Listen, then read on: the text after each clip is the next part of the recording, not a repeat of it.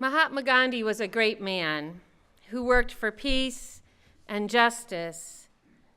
And he once said, "Be the change you want to see in the world." What would that look like to you? What change do you want to see in the world? Now, I have to tell you that I've lived for a while. I'm taking pride in that. There are some really good things about being a little older, so I invite you to do the same. You get to know things that younger people do not yet know. You get to see the change in the world. Let me tell you about some of the things I remember. I remember when no one had a cell phone. Yes. I remember when no one had a computer at home. In fact, computers that could not do as much as the ones we have filled entire rooms the size of this one. I've been around long enough to know how to use a typewriter and a rotary phone. Have you seen them? They should be in antique shows now. And I remember my English teacher in middle school wondering why the girls got good grades when really only the boys were the ones going to college. Really? And I remember when it was really rare to see bald eagles. Really rare. How many people here this morning have seen a bald eagle in the last year? Maybe more than once. Woot, woot! 300 years ago, there was believed to be about 100,000 nesting pairs of bald eagles in the United States. But when I was your age, there were only 417 nesting pairs left. In 1963, when I was 2 years old, there were only 417 nesting pairs left in all of the United States. Here in Iowa, eagles were not seen for more than 70 years, a human lifetime. Finally, in 1977, there was one nest. One. Now, there are so many in the state, we quit counting. We quit counting. What happened? What's the story? The reason for their disappearance was a loss of habitat to begin with, and then it was because of the pesticide DDT, which was mentioned in our play. We used DDT in our fields and in our neighborhoods. This pesticide was used to keep insects from eating our crop we didn't really want to share. We used the spray around neighborhoods to kill mosquitoes. It seemed like a good idea until we learned of all its unintended consequences.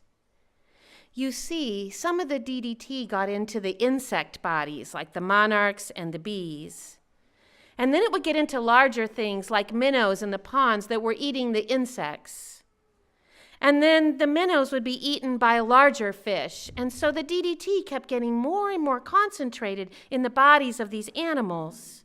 And it would get into larger fish, and eagles love to eat fish. So the eagles would eat the fish, and it would concentrate in their own bodies. And we are what we eat, right? So it just happens that DDT changes the strength of the shells of the eggs. So when we have DDT, if you're a bird, in your body, and you lay an egg, the shell is very weak. So the eagles, seemingly fine, would lay these eggs, and then they would nestle down to sit on their eggs, and they would break. So within a generation, you've lost the eagles, right? They'd try again. They do sometimes 2 generations a year, and again, the eggs would crack. So while the eagles were fine, their eaglets were not, and we were on the verge of eagle extinction. Then somebody did something.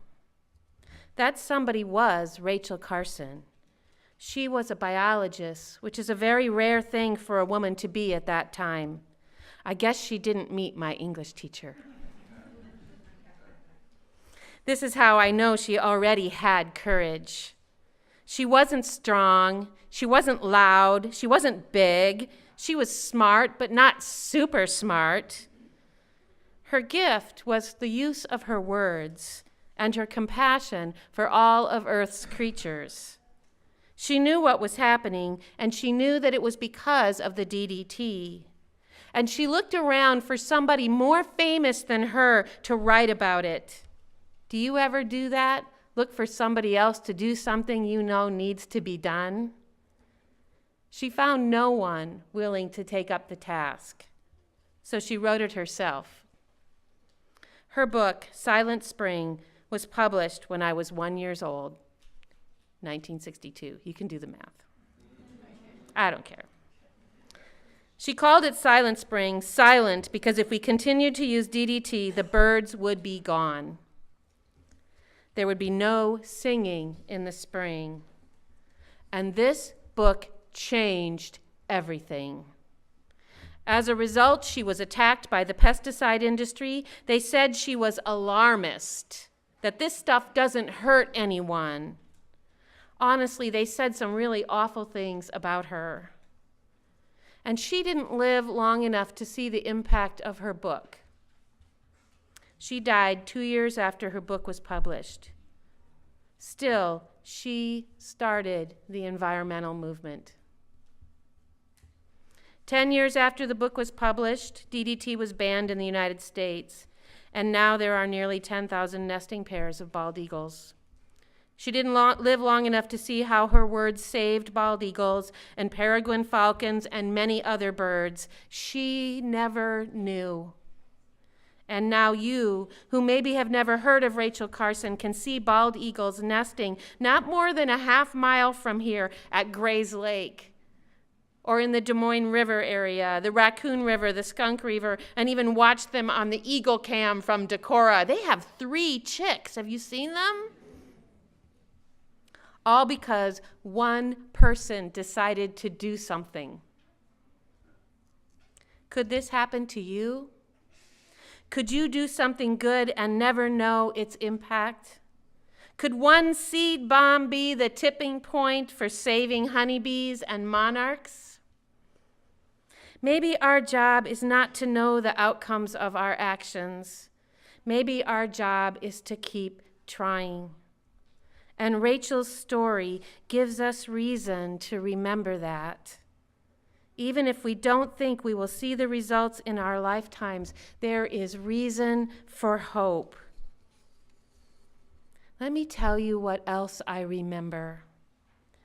The blast-off that sent people to the moon. I remember the moonwalk. It was exciting and exhilarating. But the most important thing for me wasn't the feat of technology. It was the glance backward, the glance homeward. We saw our planet. We saw its roundness. We saw how blue our oceans, the vast sands of the deserts, and the green of the forests. We saw our small place in this solar system. It was, for me, a falling in love kind of moment. It still is. Every time I see that photo of our planet from space, it makes me believe that I can make a difference. So, be the change you need to be. Be the change the future needs you to be. We have it in us. Do not despair. The truth is, few of us will see the outcome of our own good works. Our job now is to act as if it matters, to encourage one another, inspire one another to be the change we want to see in the world. We are the Rachel Carsons of today. Be the change you want to see in the world. That's what you're responsible for. Use the gifts, be they your hands, your voice, your feet, or your relationships. The change looks like better energy use. It looks like more bees and healthier butterflies. It looks like bald eagles and monarchs. I've seen the change, and it looks like you. We need you. We need you.